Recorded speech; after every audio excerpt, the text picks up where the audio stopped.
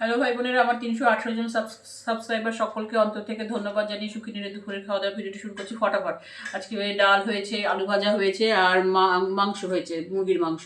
ঠিক আছে, তো মুরগির মাংসটা যেভাবে করেছি, যদি ভালো খাই আজকে, তো আমি পরের দিন রেসিপি দেবো করার সময়। আজকে আমি রেসিপি করিনি, আমি রেকর্ড করিনি। যাই হোক ভাই বোনেরা, আমি কতগুলো কথা বলতে চাই, প্রতিদিনই তো বলি, তোমাদের সাথেই কথা বলি, কিছু বক্তব্য রাখি। তো রাহুল ব্যানার্জি যে মারা গেছে, তো রাহুল ব্যানার্জি এক জায়গায় বক্তব্য রেখেছে, একজন সাংবাদিক ওনাকে প্রশ্ন করছে, মানে এক কথায় উত্তর দিতে বলছে সাংবাদিক। তো সেখানে প্রথম প্রশ্ন করেছে যে বুদ্ধদেব বাবু, তো বলছে বুদ্ধদেব ভট্টাচার্যকে কি মানুষ ভুল বুঝলো, মানে পরে চিনতে দেরি হয়ে গেল, মানুষের চিনতে দেরি হয়ে গেল, এটা বললো। এবার জ্যোতিবাবু হচ্ছে কঠোর, বজ্র কঠিন। আর নরেন্দ্র মোদী কথাটা ফালতু, মানে এই ছোট্ট কথাটাই বলেছে ফালতু। ঠিক আছে, মানে ফালতু কথা বলেছে। তো আর অমিত শাহকে বলেছে হচ্ছে আলোচনার যোগ্য নয়।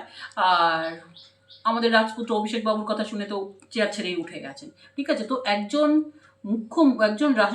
প্রধানমন্ত্রী, তার সম্বন্ধে এই ফালতু কথাটা বলা কি ওর ঠিক হয়েছে? মানে অথচ ওই আবার ওর নিজের ছেলেকে লাস্ট যে চিঠি, সেই চিঠিটা আজকে শুনলাম এক জায়গায়, ইউটিউবেই এগুলো ঘুরে ফিরে বেড়াচ্ছে। তো শুনছি সেইখানে ওর সাথে যে প্রিয়ঙ্কার ভালোবাসা, এগুলো ছেলেকে জানাচ্ছে।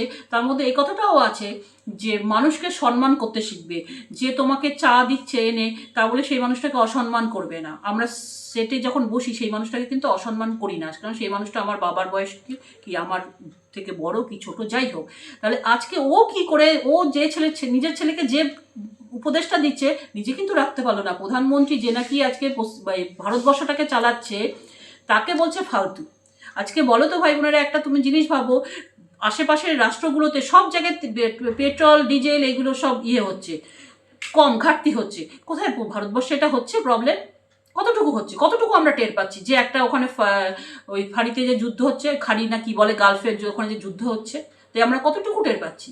তাহলে কত রাষ্ট্রতে লকডাউন হয়ে গেছে, তাহলে মোদিকে বলছে ফালতু লোক। তাহলে এর প্রতি আর ভালোবাসা থাকে? আমি লিখেছি যে মানে মোদিকে মানে ফালতু লোক বলা ঠিক হয়নি, আমি এটা লিখেছি বলে আমাকে বামপন্থীরা আবার করছে।